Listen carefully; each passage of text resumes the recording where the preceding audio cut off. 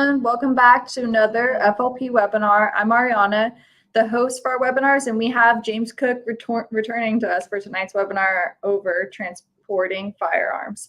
He's going to provide us some important knowledge on traveling with a firearm, which we can use this holiday season because we have traveling coming up for Thanksgiving or Christmas, and we can use this information all year round.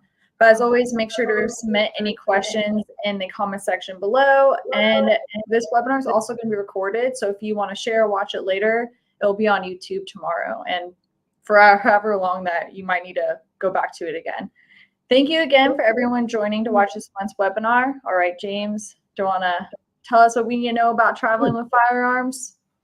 Cool. Thank you, Ariana. Yeah. So two main ways we're going to discuss today is going to be traveling by car and traveling by airplane. So let's start with the easy one, traveling by car. So if you are going to be going someplace for the holidays, going someplace to go hunting, just going someplace and want to bring a gun with you, what exactly are the regulations regarding that? So the big thing to keep in mind is there is a federal law regarding this. It is called Interstate Transportation of Firearms, part of the Firearm Owners Protection Act that was passed in 1986. Unfortunately, the one that banned machine guns, but did some other good stuff. This is one of those things. So what the Interstate Transportation of Firearms provision of the Firearm Owners Protection Act does is it says that anybody that is not prohibited from possessing a firearm. So you don't have a domestic violence, felony conviction, you're not an unlawful user of drugs, something like that.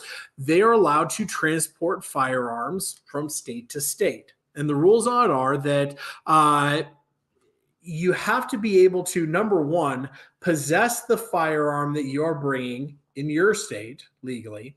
And you have to be able to possess it in the state that you're going to legally. So this is something that's very important that we got to understand is just kind of a floor here.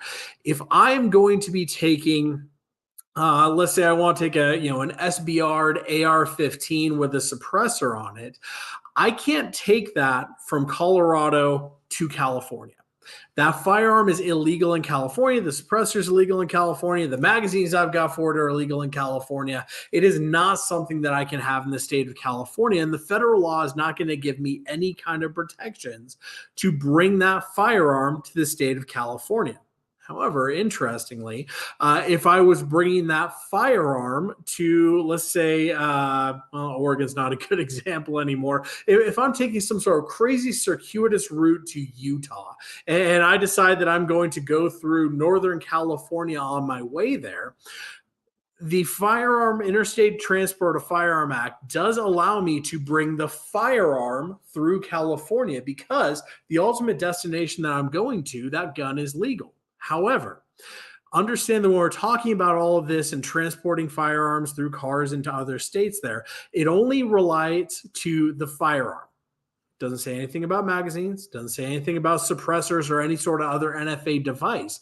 So while I may have some protections to bring my gun through there, I don't have any kind of protections for any of the other accoutrements. And the general rule of thumb is if it's not going to be legal in that state, don't bring it through.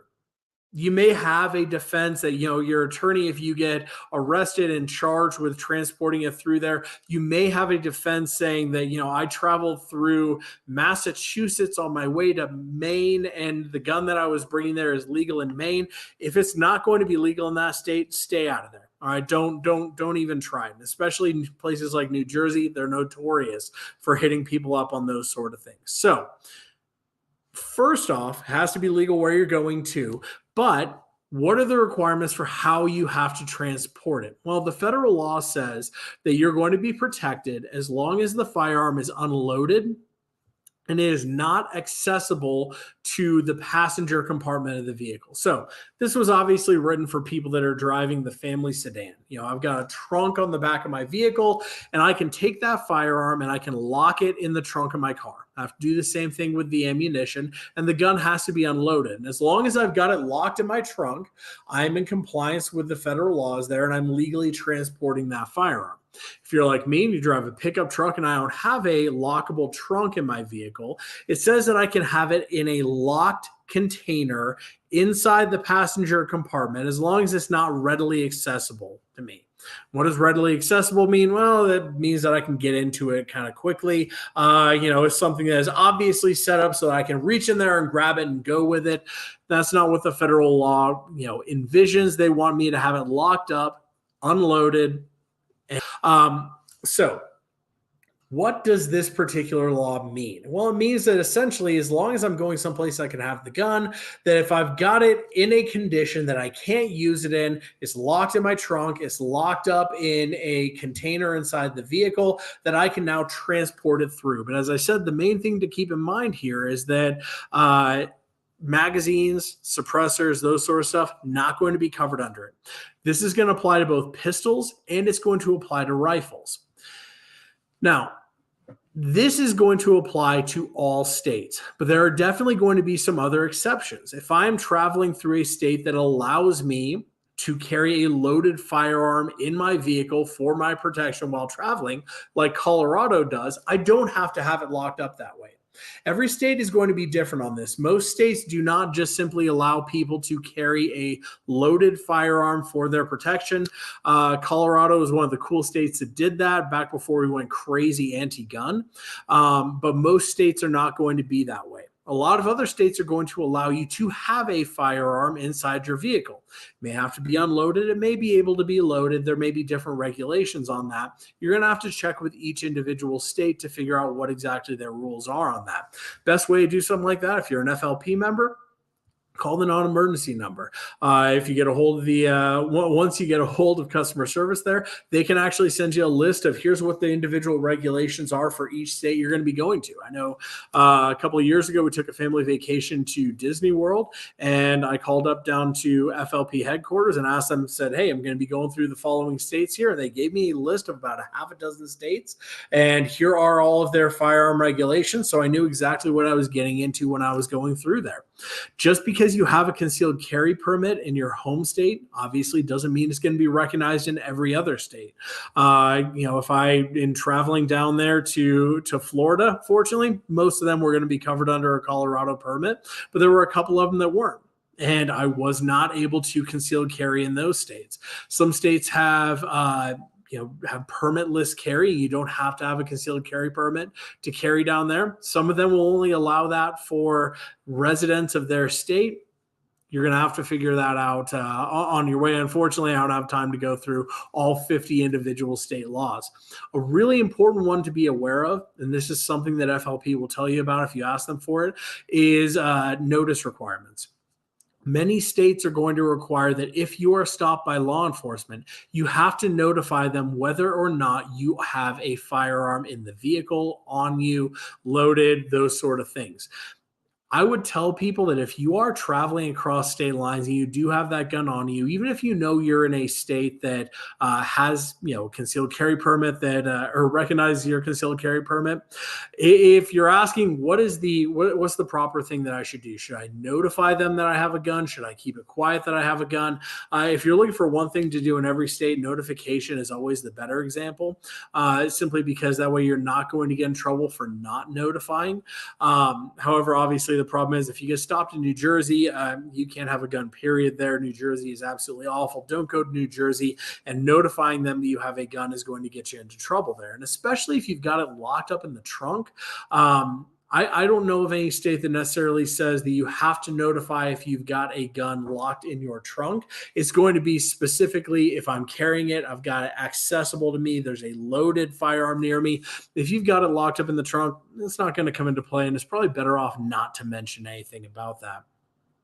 So that's kind of a quick rundown of transporting them by vehicle. What about TSA? What if I want to fly with a gun? And you absolutely can fly with a gun. You can't fly with a gun on you, but there is a process if you want to bring a firearm in your checked luggage. So how does that work? Most people haven't flown with a gun before, and it's actually surprisingly not that bad. I've done it a few times in my life, and sometimes it can actually kind of speed you up a little bit getting through the TSA process. So how does this work? Well, first off, if you're going to have a firearm, you're going to check it, you're going to fly with it, it's going to need to be in a locked hard-sided container.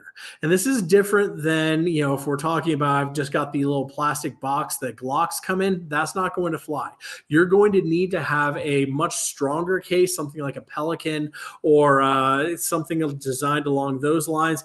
The TSA specifically says over and over again that it has to be something that can't easily be opened up. If you can pry that open, you can get inside the gun case without opening it. That's not going to work. It's going to need to be something much, much stiffer, much, much stronger. So if you have something like that, the gun absolutely has to be unloaded. And the federal definition of loaded comes from the Code of Federal Regulations, is that there is either a round in the chamber or you've got a magazine that has ammunition loaded into the gun. Again, Colorado, a little bit different. We define loaded as there is a round in the chamber. So you can be driving around with, I could have an AR-15 on my back seat, and as long as I have got no rounds in the chamber, that gun is unloaded. Feds don't see it that way. You have to have no magazine in the gun. If you got a revolver, no rounds inside the cylinder on that. And the ammunition for it can be carried in the same case that you're transporting the firearm in. But the regulations are a little bit specific on that. If you have a magazine that is loaded, the magazine has to be completely contained. The way that I like to say this is, if you've got a mag pouch of some kind, put the magazine into the mag pouch, and then you can put it into the case. What the individual airlines are very specific about is they don't want just a magazine rolling around where a round could fall out of the magazine and then start rolling around in the case, because I guess I think it's going to go off or something. Any spare ammunition has to be in, typically what you're going to see from the airlines is it has to be in an original manufacturer's box, or it has to be in a cardboard or plastic or metal, some kind of container originally designed for transporting ammunition. The main takeaway from this is they don't want loose ammo rolling around inside your case. So make sure you don't have loose ammo rolling around inside your case. You can have the gun and the ammunition in the same case, but again, do not have it loaded. And the way the process is going to work is that when you show up, you're going to walk up to the gate. You can't do any sort of curbside check-in or early check-in with a firearm. You're going to walk up to the counter there. You're going to tell the person that I have something to declare. And from what I've learned, 9 out of 10 times they know that as soon as a person walks up to the counter and says, I have something to declare, they know they've got a gun in the bag there that they're checking a gun in. So what they're going to have you do is they're going to have you open it so they can see that there is a firearm inside, that, just kind of do a quick spot check to make sure that you're complying with the airline regulations on magazines and no loose ammo and that kind of stuff. Then they're going to call over a TSA agent, and they're going to take you to a separate screening area. And usually most airports are going to have a separate x-ray machine. There's going to be a lone or two TSA agents that are working that, and their job is to simply x-ray special items, mostly firearms, sometimes other things that are being transported. So you have to have a separate lock on your case that is not one of the TSA locks that most of us are going to get on our luggage. The TSA agent can open it up to go through and search your bag when they're sending it through the checkpoint in the back there. You have to have a lock that you're the only one that has the key, or it's a combination lock that you're the only one that knows the combination for. So you have to open that up for the TSA agent. They're going to check to make sure the gun is unloaded. I would, if you got a chamber flag that you can put in there so they can see that it's unloaded, that's great. My experience has been most TSA agents are not going to be very familiar with firearms. They're not going to ask you to pull your AR out of the box and rack it a couple of times to make sure that it's unloaded. I also wouldn't leave it, locked back so that they can see that it's unlocked, because good bump in the case there and it's going to close. And if, while they're doing that, they hear the bolt closing or something like that, you might wind up having a freaked out TSA agent. They're not going to want you handling the firearm in the airport. So chamber flag is a great idea there.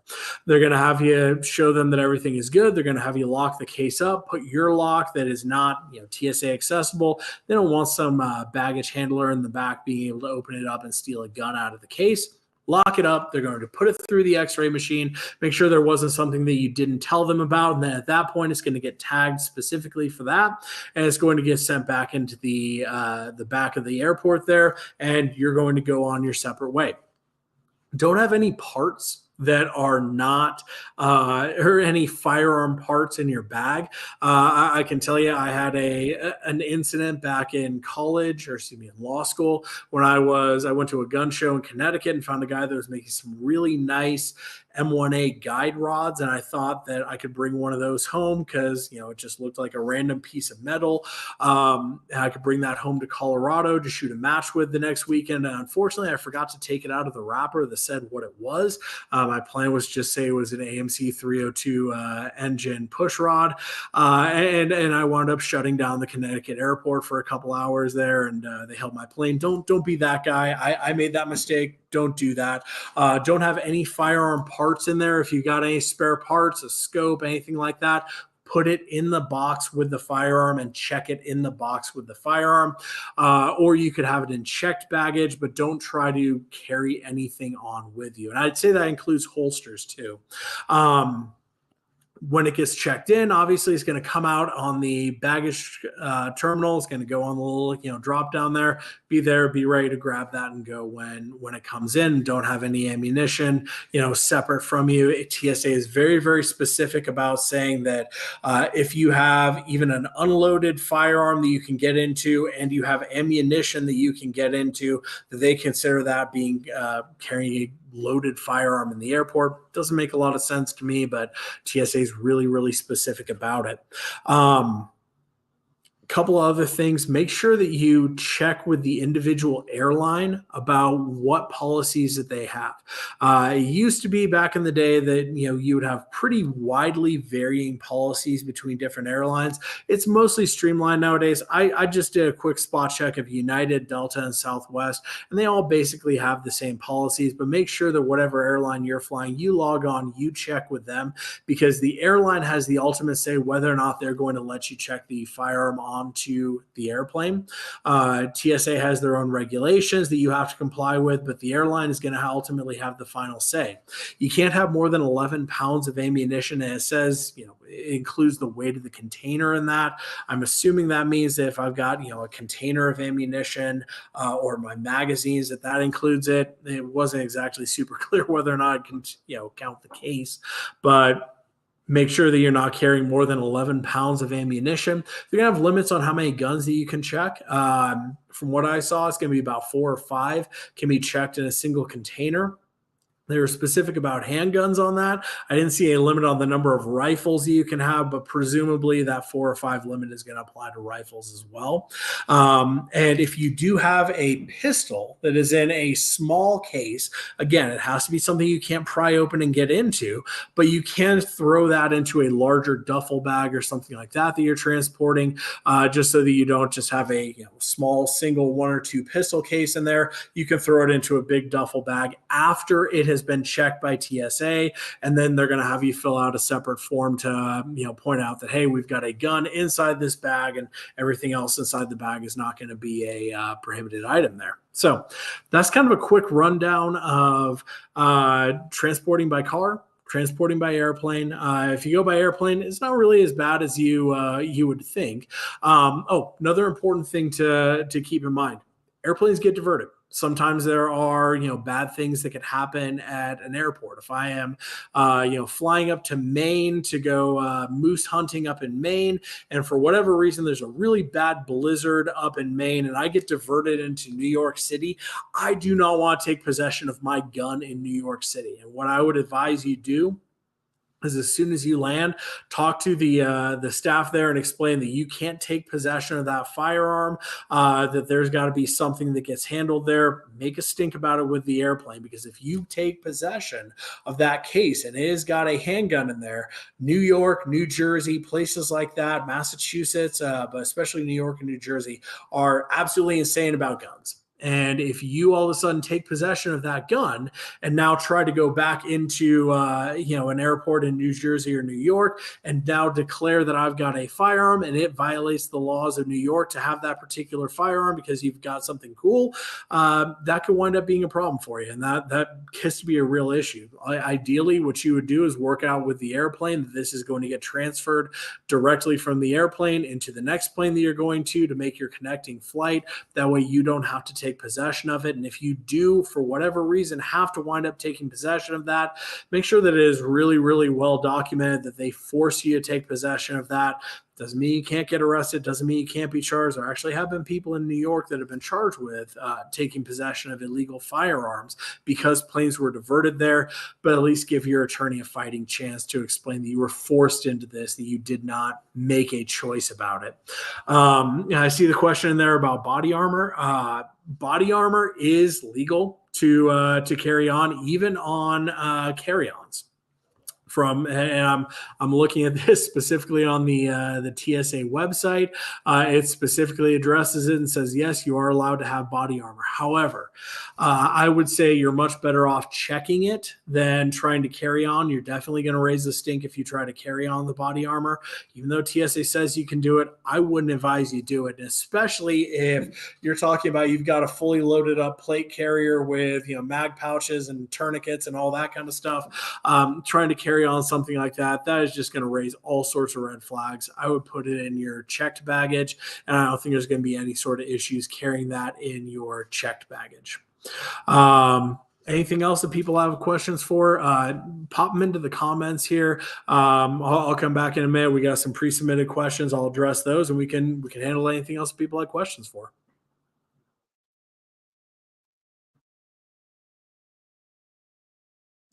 Oh, I think you're muted, Ariana. Sorry.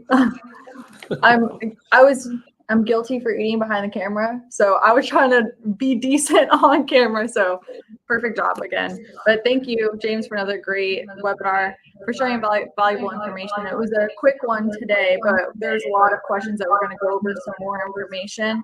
But we're definitely be able to use all of this while traveling. But if you are using this webinar, then most likely you have a firearm or you're going to potentially own a firearm. And if you ever do have to defend yourself, then what happens after that? Before we wrap this webinar and then get into the Q&A, I'm going to discuss what Firearms Legal Protection has to offer for you. Firearms Legal Protection offers several different memberships to whoever is interested in signing up for legal protection. These plans are divided into individual plans and a family plan, which some benefits and pricing vary state by state. For the purposes of this webinar, we will look at our most common plans and benefits that are available in most states. The individual basic plan includes protection in your state of residence. It also includes uncapped payment of attorney fees for defense of criminal and civil cases. Firearms Legal Protection memberships also extend to all legal weapons, including non-lethal weapons. With the individual basic plan, you also have Defense of Extreme Risk Protection Orders, also known as red flag laws. All plans have access to a 24/7 emergency attorney answered hotline, so no matter a time an incident may occur, you can count on our hotline and an attorney will pick up for immediate attorney-client privileges. You also have access to the MyFLP mobile app and one of our recently added benefits, expungement of criminal record on non-conviction incidents. Members of all plans also receive access to digital content and special discounts. The next step up is the individual premium plan. This plan has nationwide coverage and also includes all the benefits just mentioned and payment of bail bond premium, payment of expert witness and investigator fees if either are needed in your case. There's also coordination of counseling support, payment of lost wages if you are out of work during trial, and a list of other benefits. We also have the family premium plan to choose from for those who want the same protection also applied to their family. For just a little bit more, you get all the benefits that were just mentioned applied to your spouse and all minor children. If you want more information over these benefits, then check out our Instagram or Facebook page for uploaded explained benefit videos. Remember, if you, friends, or family are not already protected by Firearms Legal Protection, please click the link below for a special discount we offer our webinar viewers. Now, let's get back to today's webinar. All right, let's get into the Q&A. So let's do this one. While waiting to transport my handgun unloaded, slashed in the trunk from Virginia to Pennsylvania, and while in Pennsylvania, go to a private outdoor range. Yeah, so as far as going from Virginia to Pennsylvania, having a concealed carry permit really doesn't have anything to do with your ability to transport the firearm. It will have something to do with whether or not you can carry in that particular state, but just to transport the firearm, No requirements on that. So it's just, in order to be completely safe on that, unloaded, locked in the trunk, or in the cab of the vehicle when inside a locked case. That's good to go. As far as going to a shooting range in another state, yeah, you can absolutely go and shoot there. Shoot, hunt, do whatever you want to do that you can legally do with that firearm in the state. You're good to go. Perfect. There was one about body armor that we got as a pre-submitted question, but you touched on that with the comments, so that was perfect timing.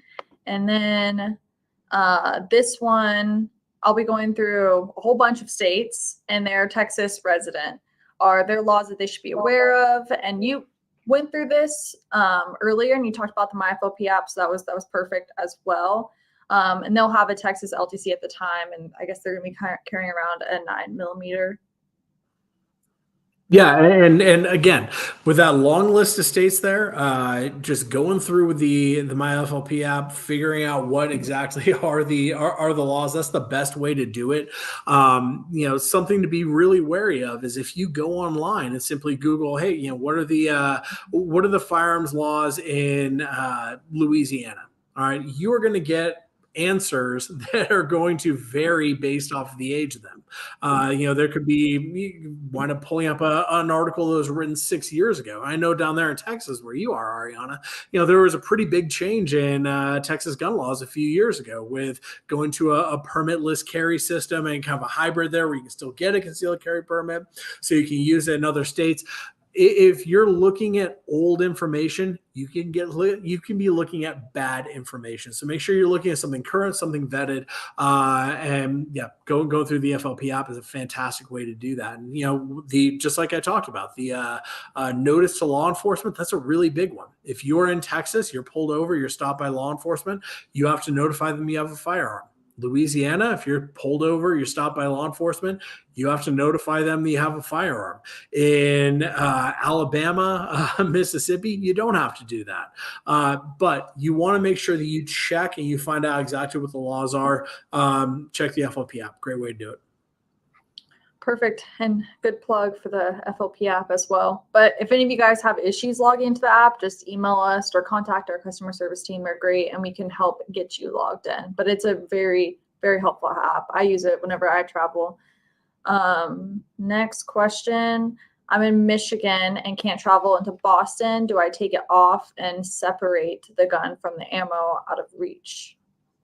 So this is going back to kind of the first point that I talked about with the traveling with firearms interstate. You have to make sure that the gun you're bringing is going to be legal in the place that you're going to. Massachusetts is a crazy place to bring guns into. I spent 3 years in there going to law school, and it's kind of a mess. So first off, you got to make sure that the gun you're bringing is going to be legal in Massachusetts. And ironically, it's a lot easier. There are a lot of guns that you can have outside of Massachusetts and move into Massachusetts with, like Glocks, that you can't just buy in Massachusetts. The point here is, yes, for traveling interstate, if you're driving, make sure that you've got the gun locked up in the trunk, separate from the ammunition, unloaded. If you've got it in the cab, make sure that it's unloaded. Ammunition is separate. Everything is locked up there. And then, yes, you should be good to go into there. But ultimately, the point here is, if you're traveling through Massachusetts, you're going, if you're going up to Maine, I'm just keep on picking on Maine because they've got fairly good firearm laws up there. If you're going up to Maine, you're going to have a lot more protections because you're traveling through, and the place that you're going to, you can legally have that firearm. But be very, very careful, especially Massachusetts, one of those states that has crazy magazine bans. If you've got a 15-round magazine with that gun may be legal to transport through there, but the magazine isn't. Okay, there's a lot of repetitive questions, but it's always good to touch on it from a different angle. This one's asking considerations for firearm not on CCW permit versus those that are, and then also transport on permit weapon off body in a car with multiple passengers and leaving CCW weapon locked in a car. Okay, so if you have a concealed carry permit, that allows you to carry. Presumably, if you got your concealed carry permit, if it's valid in that other state that you're in, you should have that gun on your hip, on your person, in your control. Just because you have a concealed carry permit doesn't necessarily mean that I can just throw that gun on the back seat of the car, have it open in view. You got to be a little bit careful about something like that. If you have other people in the vehicle, if you have got that gun locked up, that means it's not accessible to them. It's not accessible to you either. So if you've got that in the trunk separate from other people, you've got a locking trunk back there, that's going to work for the Interstate Transportation of Firearms Act. If you don't have that trunk, if you've got it locked up in a case, unloaded, separate from the ammunition, then nobody can get a hold of it, and that's going to be completely fine for you there. Leaving your concealed carry firearm in the car, what I would say is if you are, again, traveling through these states, if you're going to get out of the car and have it locked up, you need to have it locked up in there. Simply just throwing it under your seat may not be good enough, because now you're in this situation where you are interstate transporting the firearms. So your local gun laws are not going to be good with that. Colorado, again, have some pretty good gun laws out here. A few of them. We got a couple left. In the state of Colorado, there's no requirement that if I get out of my car because for whatever reason I've decided to go into a Whole Foods and they've got the signs up that say no guns allowed, or I'm going into a courthouse, Colorado doesn't have any requirement about the gun has to be locked up inside my vehicle. I can just leave it inside the car. That may not be the same in different states. Again, one of those things you should check with FLP. Definitely. This one's asking, what are the requirements to transport a hunting shotgun outside the U.S. or flying to Europe? Yeah, so that's really going to depend on the individual country that you are going to. Anytime that you're bringing a firearm into another country, you're going to have to go through a bunch of paperwork to do it. And I'll tell you, years ago, I went to Canada to go moose hunting up in Newfoundland. And, the entire drive up to the Canadian border was totally fine. Got there up to Canada, and I crossed from Maine into Canada at about 1 a.m. And, there were about 6 young 25-year-old blonde, very good looking Canadian border agents that, checked us in, had us fill out a couple of forms. It was wonderful. Coming back into the U.S., I had a bunch of really surly, gruff, border patrol agents that I think got kicked off of the southern border, and they were a little bit rougher to us about. You're going to need to, contact the country you're bringing it into in order to do that. But as far as the process of if I've got the import permits, they know that I'm bringing my gun in. It's going to be clear with the country there. As far as bringing it in there, it's just going to be a matter of checking it in just like you would for TSA for an interstate transport. Got it. Should I leave the slide locked open in case to make it easier for the airport to see the gun is unloaded? Yeah, and I kind of addressed this one earlier. I'd say the best thing to have is a good chamber flag, one of those little rubber plugs that you can put in there and then close it down so they can look at and see that the gun is unloaded, but you've got the slide closed. I don't like having the slide open because you can get stuff that gets stuck inside there. Also, TSA doesn't really want to be handling your gun. I would say if you don't have a chamber flag, just leave the slide closed. They're probably not going to touch it. I'm sure they're just going to ask, is that thing unloaded? And when they put it through the metal detector, they're presumably going to be able to see if there's a round in the chamber. Definitely. All right. Is there a difference when storing a gun in your RV or camper versus in your vehicle? Is your RV like an extension of your home as far as firearms possessions and use?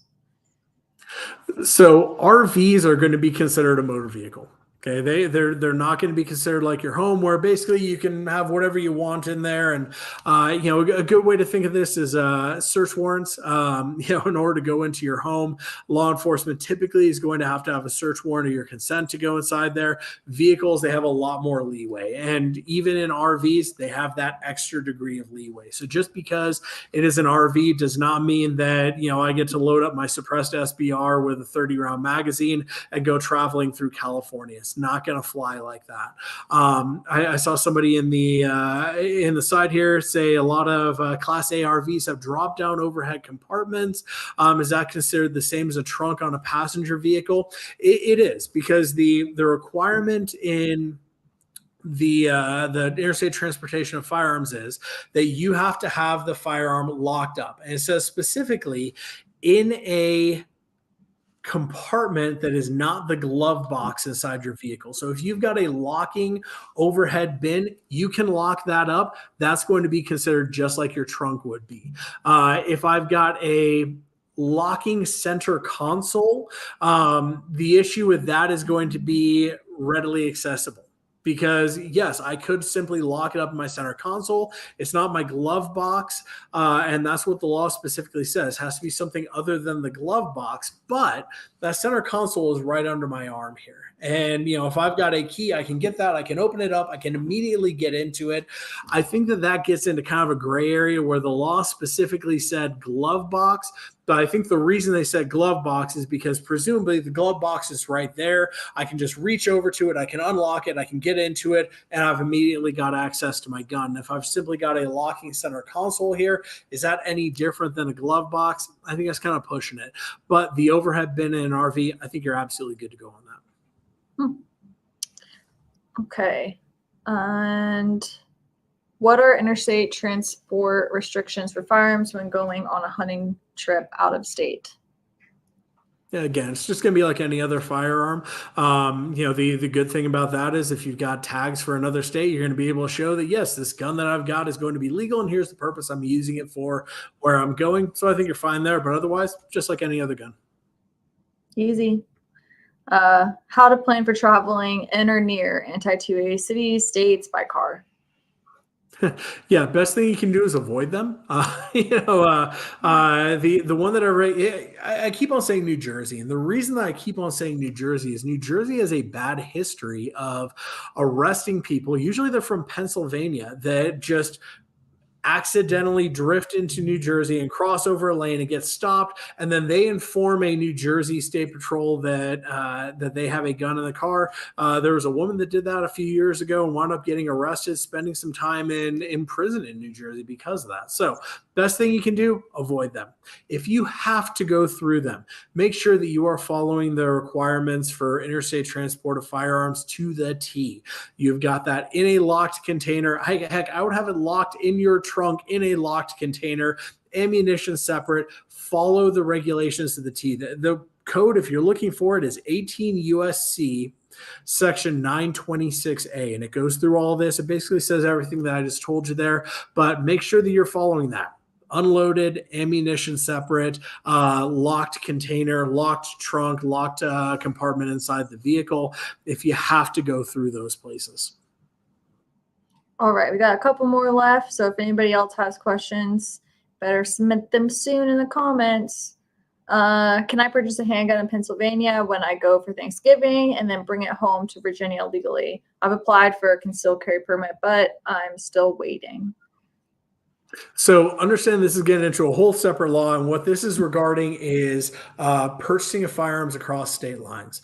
Handguns cannot purchase across state lines. If I'm a resident of Colorado, I cannot go to Nebraska or Kansas or Utah or someplace next to me and purchase a handgun there. I can purchase a long gun. And their requirements used to be that it had to be a contiguous state to the state that I reside in, or I have to have a valid hunting permit in the state that I'm doing it in. That's kind of mostly been done away with. And as long as it's a long gun, you can purchase it state. Handguns, absolutely no go. You got to have a ship back to a dealer in your own state, and then you go through the background check in your own state. All right. What states allow carrying loaded guns inside an automobile or RV? Again, too long to list. I would pull the FLP list there and check each individual state. Okay. And then let me look through the comments real quick. That's all of our pre-submitted ones. You went through some in the comments already about the RV, and one of them we're talking about, not that one. Well, I did see one about magazine requirements for flights. Yeah. That one's a good one there. So what the airlines typically say is that you can have ammunition loaded in a magazine, but I noticed this was specifically on United. They kind of made a big deal about this. If you had ammunition in a magazine, the magazine had to be completely encased. And the way that I take that is, if I've got a magazine, the top of the magazine is going to have the presented for loading into the gun. They want to have that covered up. So I think the best thing to do is, if you got a magazine pouch, throw it in the magazine pouch, and then you can throw it into the box or into the case, or throw the magazine into a box. That's allowed as well. Just don't have a loose magazine floating around on the inside of the gun. Have it in a pouch, have it in a bag, have it in a box inside the case there. All right. I look at the rest of our comments. You touched on everything. There's a lot of duplicate questions and comments that came through. So I think we're good. I'm going to wrap it up. Do you have any last minute notes that you want to give our viewers? Yeah, just, if you're going out of state, it's fine to bring your concealed carry firearm. It's fine to bring a rifle. It's fine to bring anything out there. Just make sure that you're being careful about it. Check the states on the way there. Check the FLP app. See if you've got concealed carry reciprocity, and don't risk picking up a case in another state. It's a major pain in the butt. Yeah. Listen to James. All right, James, thanks again for providing us important travel knowledge that we can use this holiday season and all year round, because people don't just travel during holidays. But if any of you guys do have any additional questions, please email marketing@firearmslegal.com. And thank you all again for joining another month of our webinar. And remember to click the links in the caption below to sign up for your protection at a discounted rate, and to also let us know what you would like to see in any of our future webinars. We appreciate hearing from all of you, so we can make sure to continue providing content that you guys want to watch. So if you enjoy content like this, then make sure to like our Facebook page and hit the subscribe button and the little bell on YouTube, so you can get a notification whenever we do go live for webinars like this in the future. And thanks again, everyone, for joining tonight, and have a great rest of your night, not your right, and your right to protect yourself. So remember, protect yourself will protect you.